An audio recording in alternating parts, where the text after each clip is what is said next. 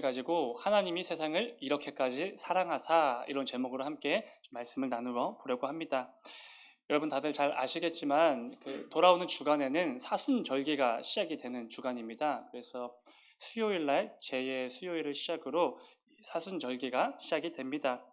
우리를 위해 그 고통과 모욕과 십자가를 견디신 예수 그리스도를 기념하고 기억하는 너무나도 귀하고 막중한 절기입니다. 특별히 이 사순절이 시작되는 이 주간에 오늘 본문 말씀을 함께 나누게 돼서 참 좋은 것 같습니다. 사랑하는 여러분, 지난 한 주간 우리가 지난 주일에 말씀을 함께 묵상하고 결단했던 것처럼 하나님께서 특별하게 창조하신 특별한 존재들답게 그 특별함을 마음껏 드러내며 사셨는지요? 한번 생각해 보시기 바랍니다.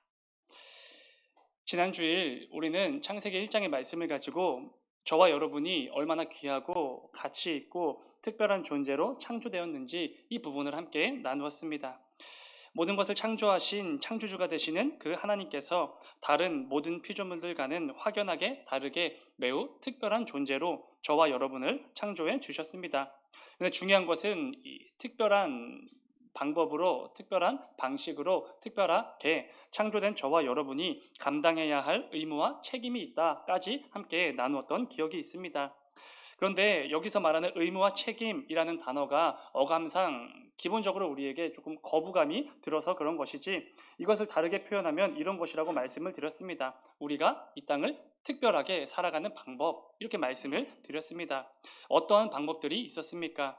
하나님의 특별한 창조물답게 언제나 어떤 상황에서든지 하나님 말씀에 순종하는 것, 이게 우리가 특별하게 살아가는 방법이라고 말씀을 드렸습니다. 아무리 그럴듯한 핑계와 이유가 있다고 하여도 우리는 하나님의 형상을 따라 창조된 자들답게 내 삶의 참된 주인이 되시는 하나님 말씀에 순종해야 한다는 것을 나누었었습니다. 또한 우리의 창조주가 되시고 참된 주인이 되시는 하나님을 향해 예배할 때 우리는 특별하게 살 수 있다, 이런 말씀도 나누었었습니다. 우리가 매 주일 함께 모여 이렇게 예배를 드리는 것은 너무나 자연스럽고 너무나 당연한 것입니다. 왜냐하면 애초에 우리는 하나님을 예배하도록 창조된 하나님의 형상들이기 때문이지요. 지난 한 주간도 이러한 귀한 삶을 통해 하나님께서 기뻐 여기시는 삶의 열매들을 가득 맺으셨으리라 분명히 믿습니다. 지난 시간에는 우리가 우리 장로교 신학의 큰 4개의 뼈대 중 창조에 대해서 나누었고, 오늘은 타락과 구속에 해당하는 그 부분을 좀 나누어 보려고 합니다. 오늘도 잘 집중하셔서 부족한 종의 입술을 통해 선포되어지는 하나님의 말씀의 놀라운 역사와 은혜가 이곳 가운데 가득하게 임하기를 간절히 소망합니다. 먼저 인간의 타락에 대한 부분을 함께 나누어 보려고 합니다. 이런 질문을 좀 품고 오늘 말씀을 들으시면 참 좋을 것 같습니다. 여러분은 스스로 타락한 죄인이라는 것을 인식하고 계십니까? 이런 질문입니다. 내가 타락한 죄인인가? 라는 인식이죠. 그러니까 사도 바울이 에베소서에서 잘 말해주는 것처럼 내가 허물과 죄로 죽은 그 비참하고 부패한 죄인이라는 것을 스스로 인식하고 계시냐는 것입니다. 전적 부패, 죄로 부패하여서 아무것도 할 수 없고 무기력하고 소망이 전혀 없는 상태, 내 안에 죄된 성품으로 인해 철저하게 그 죄의 영향을 받으면서 말을 하고 행동하고 선택하고 판단하며 살아갈 수밖에 없는 그런 비참한 상태, 이처럼 허물과 죄로 죽은 그 죄인이라는 것을 스스로 인식하고 계시냐는 것입니다. 제가 반복해서 묻는 이유는 이 스스로 죄인인가, 이것을 인식하는가, 인식하지 못하는가, 이 부분이 우리 성도에게는 너무나 중요한 부분이기 때문에 그렇습니다. 이게 왜 중요한 부분이겠습니까? 뒤에서 자세히 나누겠지만 오늘 말씀의 제목처럼 하나님이 세상을 이렇게까지 사랑하사, 이 요한복음에 담겨진 너무나도 귀한 말씀은 스스로 죄인임을 인식하지 않는 자들에게는 아무런 감흥이 없는 그냥 세상에 가득한 격언과도 같은 말씀에 불과하기 때문입니다. 이것을 우리에게 좀 익숙한 표현으로 말씀을 드리면 이럴 것 같습니다. 우리가 스스로 죄인이라는 것을 인식하지 못하면 우리는 예수님을 믿을 수 없습니다. 예수님을 구주로 영접할 수가 없습니다. 왜 그렇지요? 예수님이 이 땅에 오신 이유가 우리를 구원하시기 위해서 오셨기 때문입니다. 이것을 뒤집어서 생각해 보면은 우리가 애초에 죄인이 아니라면 예수님은 필요가 없다라는 것입니다. 죄인이 아닌데 아무런 문제가 없는데 구세주, 메시아, 그리스도, 예수가 당연히 필요하지가 않은 것이지요. 그렇기 때문에 저와 여러분은 내가 죄인이라는 것을 인식한다라는 이 부분이 정말로 중요합니다. 내가 스스로 죄인임을 뼛속까지 느껴지고 인식이 분명하게 될 때, 그때에 나의 그 모든 죄악들, 모든 부끄러움과 수치들을 해결해 주시는 그 예수님이 절실히 필요해지기 때문에 그렇습니다. 예수님 없이는 도무지 살아갈 수가 없구나. 이런 확신은 그런 때에만 가능하기 때문입니다.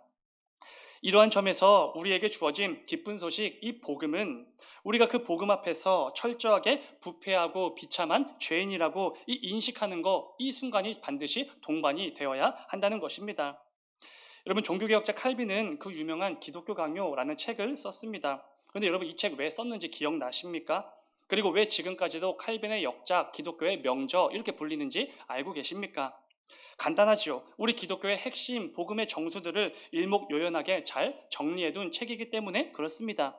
이 땅을 살아가는 성도들이 반드시 알아야 될 이 성경 지식, 그 신학들을 잘 정리해둔 책이기 때문이지요. 물론 중간중간 읽어 내려가기 어려운 부분들이 정말로 있기는 합니다.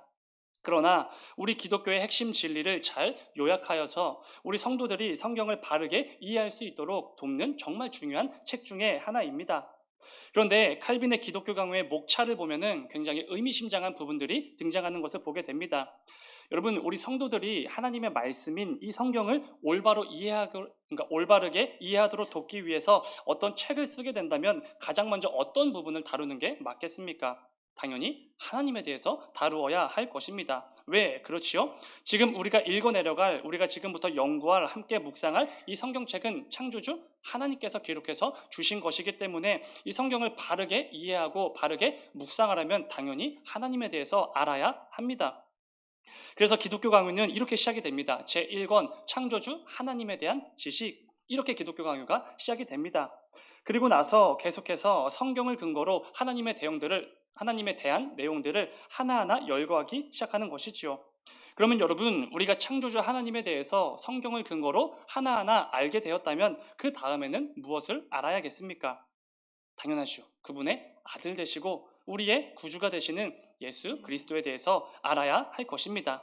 그래서 기독교 강요의 챕터 2는 이렇게 시작이 됩니다. 제2권 그리스도를 아는 지식. 예수 그리스도를 통해 구원받은 성도들에게 예수 그리스도에 대해서 아는 것보다 더 중요한 게 있을 리가 없기 때문에 그렇습니다. 그런데 여러분, 제1권에서 창조주 하나님에 대해서 배웠고 이제부터 제2권에서 예수님에 대해서 배우려고 하는데 그 중간에 어떤 내용이 있는지 알고 계십니까? 바로 우리 인간의 타락에 대한 내용이 담겨져 있습니다. 아담과 하와의 범죄, 그 타락 이후에 온 인류가 죄인이 되어서 부패된 것에 대한 내용, 우리가 흔히 알고 있는 원죄론에 대한 그 내용이 그 사이에 담겨져 있는 것입니다. 예수 그리스도에 대한 지식이 시작되기 직전에 우리의 죄에 대해서 언급을 하는 것이지요. 그렇다면 칼빈이 왜 이렇게 책의 순서를 정해서 써내려 갔겠습니까? 간단하지요. 우리가 죄인이라는 것을 먼저 인식하지 못하면 예수 그리스도에 대한 지식을 온전히 배우고 온전히 묵상할 수 없기 때문에 그렇습니다. 사랑하는 여러분, 여러분은 스스로 죄인이라는 것을 얼마나 인식하고 계십니까?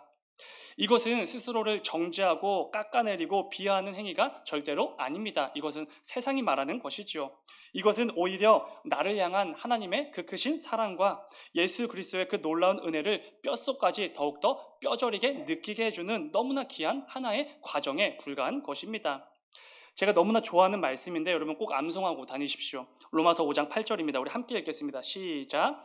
우리가 아직 죄인 되었을 때에 죽으심으로 하나님께서 우리에 대한 자기의 사랑을 확증하셨느니라. 아멘. 뭐 이렇게 벅차오르는 말씀이지 않습니까? 여러분, 이 말씀은 단순히 우리가 죄인이라는 그 사실을 밝혀주는 말씀만은 아닙니다. 우리를 향한 하나님의 사랑이 얼마나 풍성한지, 얼마나 놀라운 것인지, 얼마나 상상도 할 수 없는 것인지를 분명하게 선포해주는 너무나 귀한 말씀이지요. 그런데 여러분, 내가 죄인이라는 것을 인식하지 못하는 사람이 이 말씀을 읽고 그 하나님의 풍성하고 놀랍고 그 말도 안 되는 사랑과 은혜 온전히 누릴 수 있겠습니까? 당연히 없습니다. 누릴 수 없지요. 왜 그렇지요? 여전히 부패한 죄인이어서 너무나 비참한 존재여서 하나님의 사랑과 은혜를 받아 누릴 자격이 정말 이만큼도 없는 우리들인데, 그런 죄인들에게 임한 하나님의 놀랍고 풍성한 사랑과 은혜에 대해서 선포해주는 말씀이기 때문에 그렇습니다. 그 전제가 있죠. 우리가 아직 죄인 되었을 때에. 여러분, 제가 예수님을 인격적으로 만난 것이 20살 때입니다. 대학교 1학년 마지막 종강 예배 때 예수님을 영접했습니다. 예수님께서 저를 만나주신 것이죠. 그때 저는 정말 펑펑 울었던 기억이 있습니다. 눈물이 멈출만 하면 또 눈물이 계속해서 흘렀습니다. 왜 그랬겠습니까? 저의 비참함이 이렇게 확연하게 드러났기 때문입니다. 벌레만도 못한 이 부패한 죄인이라는 것이 너무나 부끄럽고 죄송스러워서 눈물이 났던 것이지요.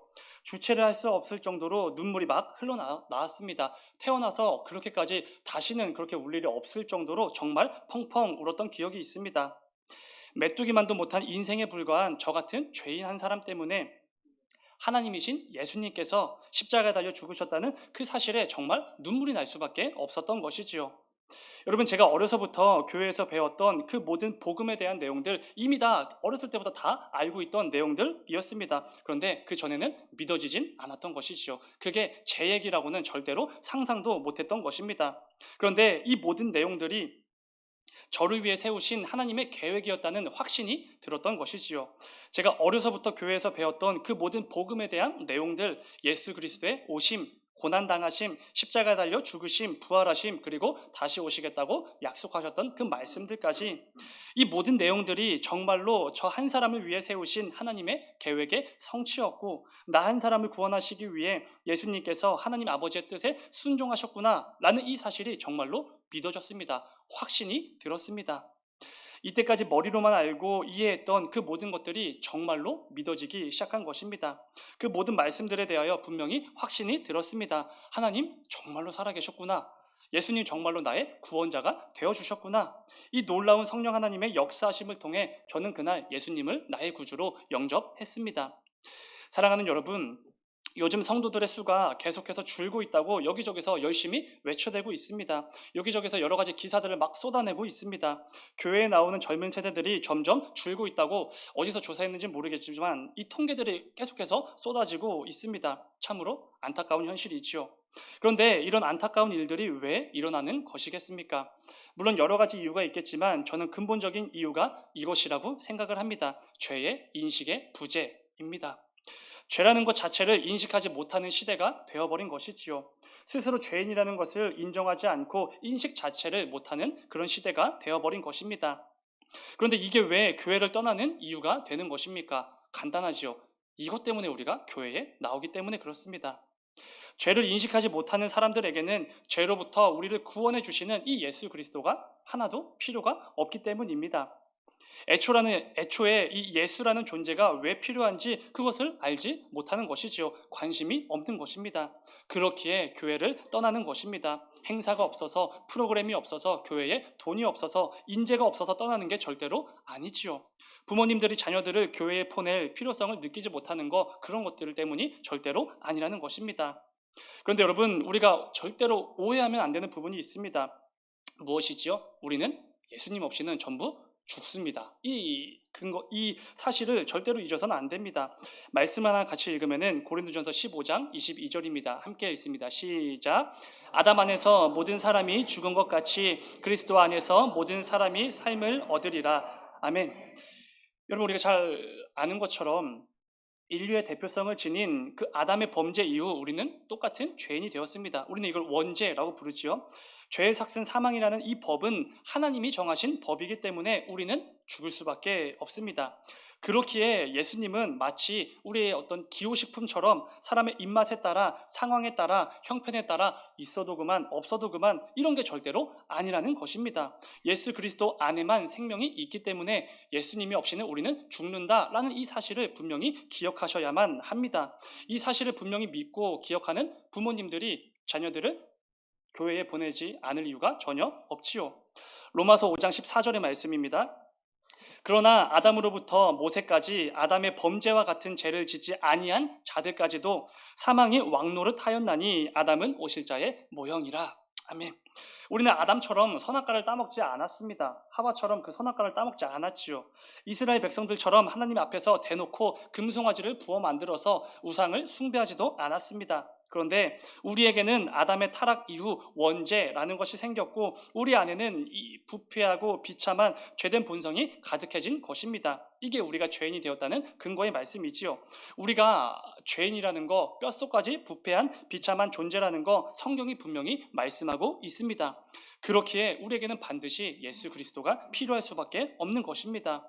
우리를 모든 죄와 사망으로부터 건져내서 구원해 주실 유일한 길이요 빛이요 진리이신 그 예수님이 반드시 있어야만 하는 것입니다. 예수님 없이는 정말로 죽습니다. 여러분 영등포역에 가보셨는지 모르겠습니다. 굉장히 강력한 방법으로 복음을 증거하시는 분들이 계시는데 당연히 여기서 말하는 분들은 이 이단을 제외한 분들입니다. 다들 들어보셨을 것입니다. 예수천당 불신지요, 예수천당 불신지요. 엄청나게 큰 목소리로 혹은 메가폰으로 귀가 따가울 정도로 복음을 증거하는 분들이 계십니다. 저 개인적으로는 그 방식이 살짝 어긋났다고 생각은 조금 하지만 그분들이 전하는 이 짧고 간결한 메시지는 무엇보다 우리 기독교 복음의 핵심을 담고 있습니다. 예수천국, 불신, 지옥. 이 메시지만큼은 진짜인 것이지요. 예수님을 믿으면 우리는 영원한 생명을 얻어 천국에 갑니다. 그러나 예수님을 믿지 않으면 영원한 죽음, 지옥에 가게 됩니다. 이거는 성경적 근거로 한 사실이지요. 사랑하는 여러분, 오늘 말씀을 기억하시면서 우리가 살아가는 이 세상, 이 삶이 아무리 바쁘고 분주한 삶을 살아간다고 하더라도 내가 예수 그리스도의 그 십자가 앞에서 얼마나 비참하고 부패한 죄인인지를 절대로 잊어선 안 됩니다. 이것만큼은 잊으면 안 되는 것이지요. 절대로 중요한 것은 절대로 이것은 나 스스로를 비하하거나 죄책하거나 정죄하라고 드리는 말씀이 아닙니다. 오히려 나를 향한 하나님의 사랑과 예수 그리스도의 그 십자가를 통한 그 은혜가 얼마나 놀라운 것인지 얼마나 풍성하신 것인지를 한번 누려보시라는 것입니다. 사랑하는 여러분, 돌아올 한 주간의 삶 속에서도 늘 나 같은 죄인 살리신 그 크신 하나님의 사랑, 이 찬송을 계속해서 읊으시면서 그 놀라운 예수 그리스도의 은혜를 풍성하게 누리는 저와 여러분이 되기를 주님의 이름으로 축원을 드립니다. 그렇다면 지금부터는 타락하여 비참한 죄인이 되어버린 빛도 없고 아무런 소망도 없는 우리를 향한 한 줄기 빛에 대한 그 기쁜 소식에 대해서 함께 나누어 보도록 하겠습니다. 오늘 본문 말씀을 우리 다시 한번 크게 읽어보겠습니다. 시작. 하나님이 세상을 이처럼 사랑하사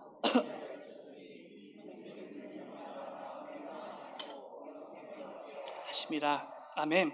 여러분 정말 놀라운 말씀입니다. 이렇게 우리에게 너무 익숙해서 그렇지 그냥 읽으시면 절대로 안 되는 것입니다. 이렇게 두 손으로 받들고 읽어야 될 정도로 굉장히 놀라운 말씀입니다. 우리의 인간의 그 수준으로는 절대로 이해할 수도 없고 납득도 안 되고 그게 어느 정도일까 가늠을 해보려고 해도 상상조차 할 수 없는 말도 안 되는 은혜가 담긴 말씀입니다. 왜 그렇습니까? 하나님께서 이 세상 저와 여러분을 사랑하셔서 고작 이것 때문에 저와 여러분을 사랑하셔서 자신의 하나뿐인 아들 그 예수님을 이 땅에 보내시고 십자가에 내어주셨기 때문에 그렇습니다. 여러분 하나님께서 이 세상에 위해서 저와 여러분을 위해서 이 땅에 예수님을 보내셨다. 이 말씀 정말로 귀한 말씀이지 않습니까? 이 말씀이 귀한 이유는 여기에 있는 것 같습니다. 딱 한 가지 이유, 다른 어떤 이익을 취하시기 위해서 다른 어떤 이유가 아니라 딱 한 가지 이유 때문에 예수님을 보내셨기 때문입니다. 무엇이지요? 그 이름을 믿는 자마다 멸망하지 않고 영생을 얻게 하기 위함, 이것 때문에 예수 그리스도를 이 땅에 보내셨다는 것입니다. 우리에게 좀 익숙한 표현으로 하면은 벌레만도 못한 우리 죄인들을 구원하시기 위해 예수님을 십자가에 내어주셨다라는 것입니다. 그런데 여러분 한글 성경은 하나님께서 세상을 이처럼 사랑하사 이렇게 번역을 했지만 우리에게 더욱더 와닿는 표현으로는 이렇게 하는 게 더 맞을 것 같습니다. 하나님이 세상을 이렇게까지나 사랑하셨다라는 것입니다. 오늘 본문의 말씀이지요. 여러분 이게 어떤 의미죠? 하나님이 우리를 이렇게까지 사랑하셨다. 하나님이 우리를 사랑하셔서 어떤 일까지 저지르셨다. 이런 말처럼 들리지 않으십니까? 여러분 하나님이 어떤 일까지 저지르셨지요? 저와 여러분을 사랑하셔서 삼위일체 그 신비한 하나님의 연합을 깨뜨리시면서까지 유일한 구원의 방법이신 성자 하나님이 이 땅에 인간의 몸을 입고 내려오셨고 하나뿐인 아들 그 예수님을 십자가에 죽기까지 내어주셨습니다. 이런 일까지 하신 것입니다. 고작 저와 여러분을 위해서. 아까 읽었던 로마서 5장 8절의 말씀입니다. 우리가 아직 죄인 되었을 때에 그리스도께서 우리를 위하여 죽으심으로 하나님께서 우리에 대한 자기의 사랑을 확증해 주셨다. 아멘. 우리가 아직 죄인일 때에 여전히 죄인이어서 하나님의 이름을 부르는 것조차 뭔가 부끄러울 그때에 예수님께서 우리를 위해 십자가에 죽으심으로 우리를 향한 사랑을 확증해 주셨다는 것입니다.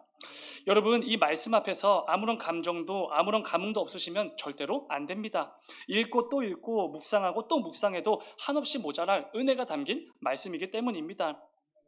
여러분, 우리 기독교가 왜 사랑의 종교라고 불리는지 아십니까? 이거 대부분 오해하고 계시는데 이웃에게 사랑을 실천하고 이웃을 섬기는 종교이기 때문에 우리가 사랑의 종교라고 불린다고 생각을 하십니다. 물론 그것도 맞지만 이것보다 앞선 이유가 있지요. 절대로 오해하면 안 되는 부분입니다. 여러분, 우리가 이웃을 왜 사랑하지요? 우리는 이웃을 어떻게 사랑할 수 있는 것입니까? 우리의 선한 양심, 우리의 도덕적이고 윤리적인 판단과 신념, 이런 것들 전부 다 두 번째입니다. 두 번째 이유입니다. 그 전에 무엇이 있었지요? 우리를 향한 하나님의 사랑이 먼저 있었습니다. 우리를 향한 예수 그리스도의 그 하나님의 은혜와 사랑이 먼저 있었습니다. 그 십자가의 사랑과 은혜를 먼저 받아 누린 자들이 바로 우리 성도들입니다. 그렇기에 우리가 이웃에게 사랑을 실천하는 것이고 똑같은 죄인임에도 불구하고 이웃을 담대하게 사랑해낼 수 있는 것입니다. 여러분, 이 중요한 사실을 절대로 잊어선 안 됩니다. 우리의 그 어떤 것으로 인해서 사랑하고 우리가 사랑의 종교라고 불리는 게 아닙니다. 하나님의 사랑이 먼저 있었던 것이지요.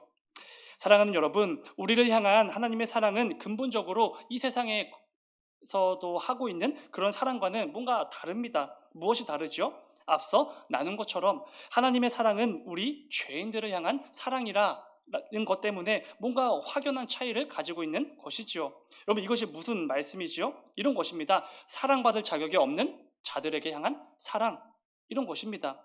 여러분, 잘 생각해 보시면은 하나님을 모르는 사람들도 사랑을 합니다. 사랑의 종교 기독교에 몸담고 있지 않는 사람들도 정말 많이 사랑을 합니다. 그런데 어떤 사랑이지요? 조건이 달려있는 조건적 사랑입니다.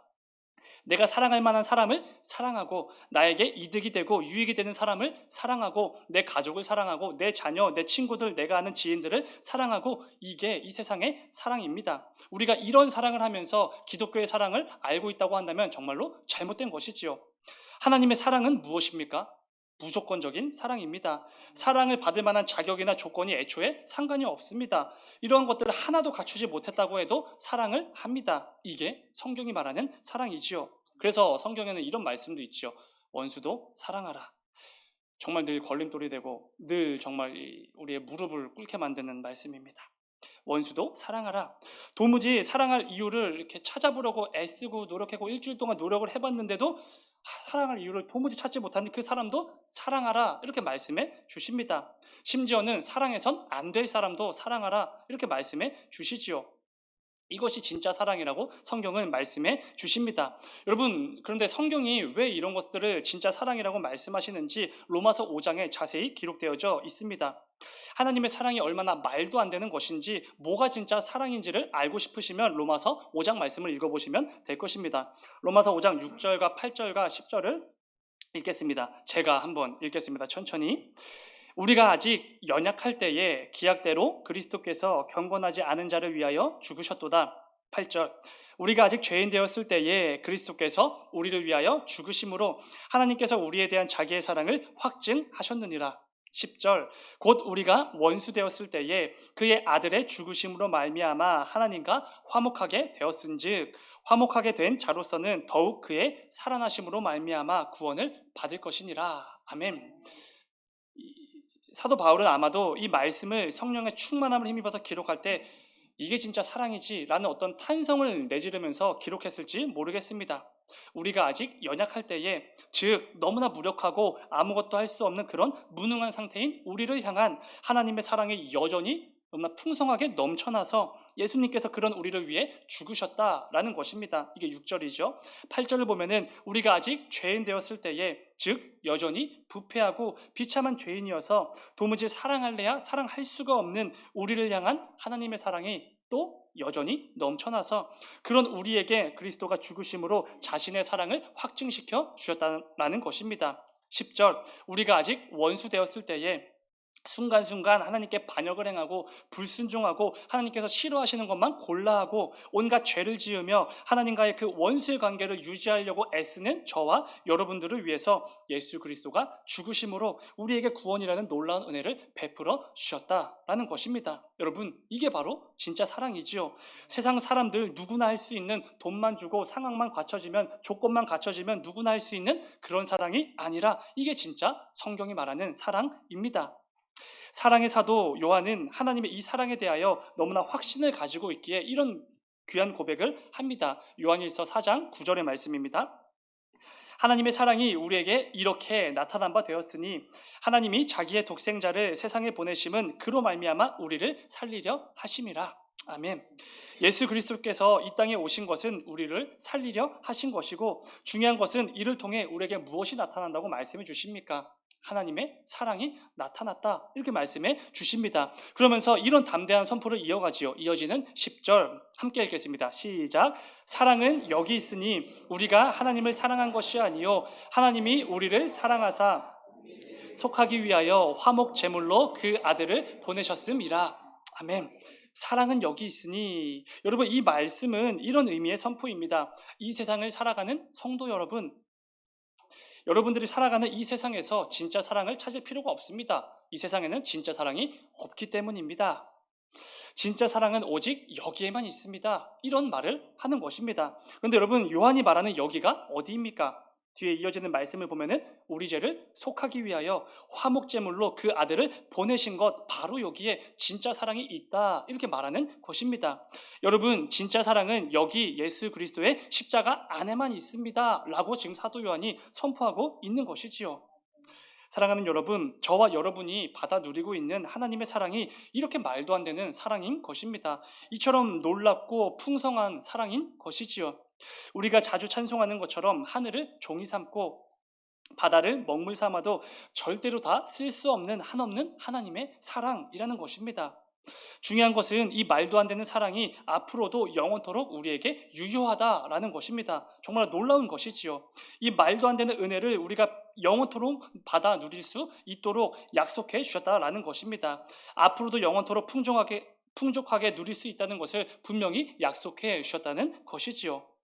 오늘 말씀을 기억하시고 우리를 죄와 사망으로부터 구원하시기 위해 그 유일하신 아들 예수 그리스도를 십자가에 내어주시기까지 저와 여러분 모두를 사랑해 주신 하나님의 그 놀라운 사랑과 은혜를 더욱더 묵상하고 충만하게 누리는 저와 여러분이 되시기를 주님의 이름으로 축원을 드립니다. 말씀 맺도록 하겠습니다. 사랑하는 여러분, 지난주에 나눈 것처럼 하나님께서 우리 모두를 매우 특별한 존재로 창조해 주셨습니다.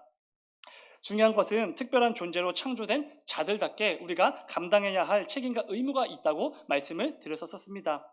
이것은 부담되고 거부감이 드는 것이 아니라 우리가 정말로 이 땅을 특별한 존재답게 특별하게 살아가는 방식이다, 이렇게 말씀을 드렸지요. 그런데 오늘 말씀도 당연히 마찬가지입니다. 우리 모두는 하나님의 놀라운 사랑을 정말로 듬뿍 받은 자들입니다. 구원받은 성도로서 영원한 죽음에서 영원한 생명으로 단번에 옮겨진 이 말도 안 되는 은혜를 체험한 게 바로 저와 여러분입니다. 중요한 것은 구원받은 우리 성도들에게 그에 합당한 삶이 있다는 것입니다. 에베소서 5장의 말씀을 보면은 이런 귀한 말씀이 있죠. 8절부터 10절입니다. 너희가 전에는 어둠이더니 이제는 주 안에서 빛이라. 빛의 자녀들처럼 행하라. 빛의 열매는 모든 착함과 의로움과 진실함에 있느니라. 주를 기쁘시게 할 것이 무엇인가 시험하여 보라. 아멘. 우리는 예수 그리스도를 통해 구원이라는 은혜의 선물을 받기 전까지는 어둠 그 자체였습니다. 정말로 비참한 죄인들이었지요. 그런데 우리는 이제 빛이신 예수 그리스도를 통해 빛의 자녀들이 되었습니다. 그렇기에 그에 합당한 빛의 열매들을 맺어야 합니다 라고 지금 바울이 말하는 것입니다. 그런데 여러분, 마지막 10절에 굉장히 도전이 되는 말씀이 있지 않습니까? 오해하시면 안 됩니다. 우리가 빛의 열매를 이 삶에서 맺는 것을 통해서 하나님을 기쁘시게 해드릴 수가 있는데, 우리가 어떻게, 어떤 모습과 어떤 방식으로, 어떤 삶으로, 어떤 말로 하나님을 기쁘시게 할 수 있는지를 시험해 보라는 것입니다. 주를 기쁘시게 할 것이 무엇인가 시험해 보라. 이것은 하나님께 도전하라, 이런 의미가 당연히 아니지요. 사랑하는 여러분, 돌아올 한 주간의 삶 속에서 이런 도전을 가지고 나아가길 소망합니다.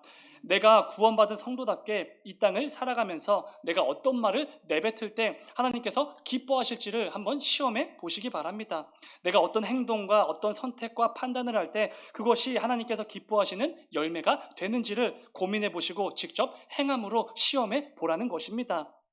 이를 통해 이번 한 주간의 삶이 하나님의 그 놀라운 사랑을 듬뿍 받은 자들답게 구원받은 성도에게 합당한 그 삶의 열매들을 가득 맺어 나가는 저와 여러분이 되시기를 주님의 이름으로 축원을 드립니다. 잠시 기도하겠습니다.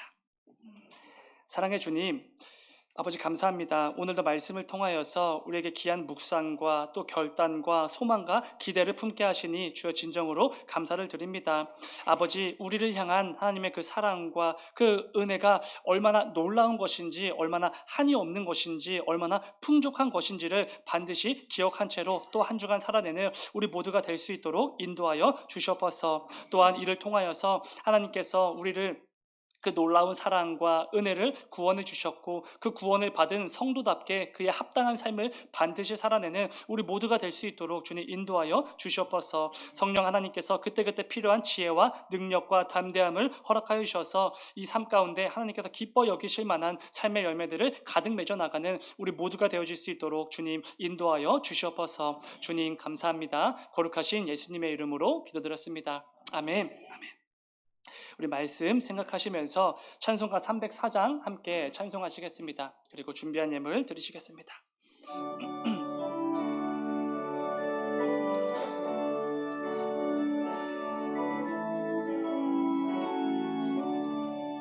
그 크신 하나님의 사랑 말로